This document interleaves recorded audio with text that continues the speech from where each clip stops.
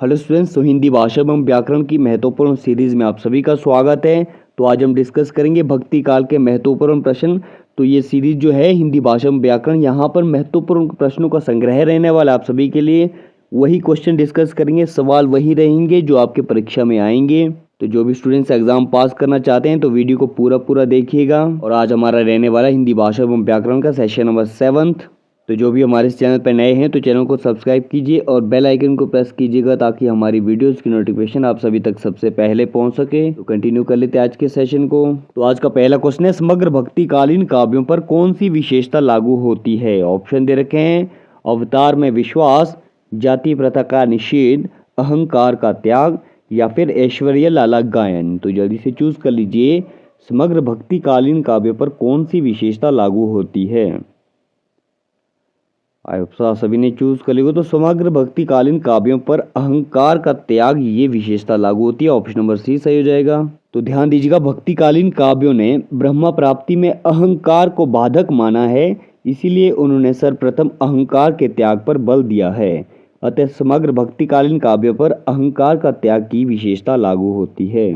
तो अगला क्वेश्चन है, संवत 1375 से 1700 तक के साहित्य में कौन सी भावधारा परिलक्षित होती है? ऑप्शन दे रखे हैं, श्रृंगारिता, वीरता, रीति या फिर भक्ति। तो जल्दी से चूज कर लीजिए, संवत 1375 से 1700 तक के साहित्य में कौन सी भावधारा परिलक्षित होती है?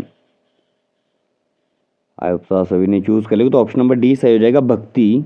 तो अगला क्वेश्चन है, भक्ति के स्रोत को दक्षिण से उत्तर भारत में प्रसारित होने के सिद्धांत का समर्थन करने वाले विद्वान कौन है? ऑप्शन दे रखे हैं, गृहस्थन, हजारी प्रसाद द्विवेदी, आचार्य रामचंद्र शुक्ल या फिर जयशंकर प्रसाद। तो जल्दी से चूज कर लीजिए, भक्ति के स्रोत को दक्षिण से उत्तर भारत में प्रसारित होने के सिद्धांत का समर्थन करने वाले विद्वान कौन है? सभी ने चूज कर लिया। तो ऑप्शन नंबर सी सही हो जाएगा, आचार्य रामचंद्र शुक्ल। तो अगला क्वेश्चन है, हिंदी का भक्ति काल बाहरी आक्रमण की प्रतिक्रिया है, यह कथन निम्नलिखित में से किस विद्वान का है? ऑप्शन दे रखे हैं, गृहस्थन, हजारी प्रसाद द्विवेदी, आचार्य रामचंद्र शुक्ल या फिर उपरोक्त में से कोई नहीं। तो जल्दी से चूज कर लीजिए, हिंदी का भक्ति काल बाहरी आक्रमण की प्रतिक्रिया है, ये कथन किस विद्वान का है? सभी ने चूज कर लिया। तो हिंदी का भक्ति काल बाहरी आक्रमण की प्रतिक्रिया है, ये कथन है भाई आचार्य रामचंद्र शुक्ल का। ऑप्शन नंबर सी सही हो जाएगा। तो अगला क्वेश्चन है, रामानुजाचार्य ने किस दर्शन का प्रतिपादन किया? ऑप्शन दे रखें, अद्वैतवाद, शुद्ध अद्वैतवाद, विशिष्ट अद्वैतवाद या फिर द्वैतवाद। तो जल्दी से चूज कर लीजिए, रामानुजाचार्य ने किस दर्शन का प्रतिपादन किया? सभी ने चूज कर लिया। तो रामानुजाचार्य ने विशिष्ट अद्वैतवाद का प्रतिपादन किया है। ऑप्शन नंबर सी सही हो जाएगा। तो अगला क्वेश्चन है, विशिष्ट अद्वैतवाद के प्रतिपादक कौन थे? ऑप्शन दे रखे हैं, रामानंद, रामानुजाचार्य, मध्वाचार्य या फिर निम्बकाचार्य। तो जल्दी से चूज कर लीजिए, विशिष्ट अद्वैतवाद के प्रतिपादक कौन थे? सभी ने चूज कर लिया। तो ऑप्शन नंबर बी सही हो जाएगा, रामानुजाचार्य। तो अगला क्वेश्चन है, आलवार भक्तों की संख्या कितनी मानी गई है? ऑप्शन दे रखे हैं, 9, 20, 12 या फिर 15।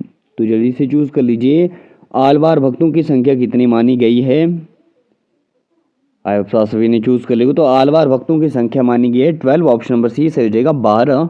तो अगला क्वेश्चन है, रामानंद डैश की शिष्य परंपरा में आते हैं, यानी आपको बताना है रामानंद किसकी शिष्य परंपरा में आते हैं? ऑप्शन दे रखे हैं, रंगाचार्य, नाथ मुनि, रामानुजाचार्य या फिर पुंडरीकाक्ष। तो जल्दी से चूज कर लीजिए, रामानंद किसकी शिष्य परंपरा में आते हैं? सभी ने चूज कर लिया। तो रामानंद आते हैं भाई रामानुजाचार्य की शिष्य परंपरा में। ऑप्शन नंबर सी सही हो जाएगा। तो अगला क्वेश्चन है, निम्नलिखित में से कौन रामानंद की शिष्य परंपरा में नहीं आते हैं? ऑप्शन दे रखे हैं, कबीर दास, नरहरि दास, मलूक दास या फिर रैदास। तो जल्दी से चूज कर लीजिए, निम्नलिखित में से कौन रामानंद की शिष्य परंपरा में नहीं आते हैं? सभी ने चूज कर लिया। तो ऑप्शन नंबर सी सही हो जाएगा, मलूक दास। तो ध्यान दीजिएगा, आदि गुरु स्वामी रामानंद जी के 12 प्रमुख शिष्य थे जो द्वादश महाभागवत के नाम से जाने जाते थे।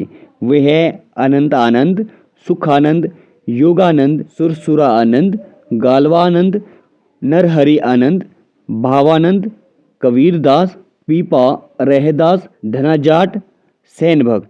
तो ये सभी जो है गुरु स्वामी रामानंद जी के 12 प्रमुख शिष्य थे। और मलूक दास जी का जन्म इलाहाबाद के कड़ा ग्राम में हुआ था। ये स्वामी रामानंद जी के शिष्य में नहीं थे। इन्होंने ज्ञान बोध रतन खान भक्ति विवेक आदि ग्रंथों की रचना की है।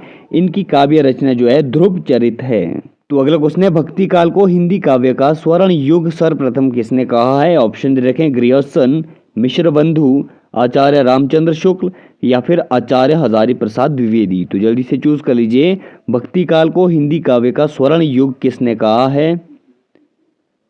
आई होप आप सभी ने चूज कर लिया। तो भक्ति काल को हिंदी काव्य का स्वर्ण युग सर्वप्रथम गृहस्थन ने कहा है। ऑप्शन नंबर ए सही हो जाएगा।